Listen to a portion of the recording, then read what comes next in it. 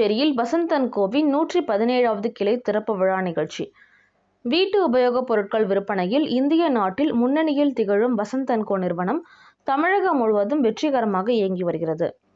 இதன் 117வது கிளை திறப்பு விழா செங்கல்பட்டு மாவட்டம் கூடுவாஞ்சேரியில் புதிய கிளையை வசந்த் அண்ட் கோ பங்குதாரர் தமிழ்செல்வி வசந்தகுமார் கலந்து கொண்டு ரிப்பன் வெட்டி குத்துவிளக்கு ஏற்றி துவக்கி வைத்தனர்.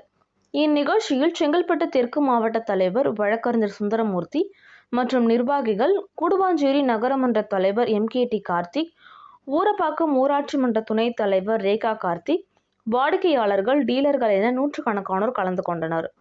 புதிய கிளையை திறப்பு விழாவை முன்னிட்டு வாடிக்கையாளர்களுக்கு ஏராளமான சலுகைகள் அறிவிக்கப்பட்டிருந்தன.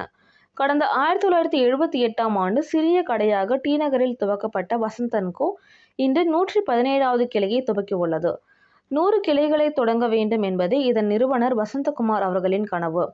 தற்போது அந்த கனவு நிறைவேறியது மட்டுமல்லாமல் அதனை தாண்டியும் பல கிளைகளை இந்நிறுவனம் துவக்கி வெற்றிகரமாக இயக்கி வருகிறது.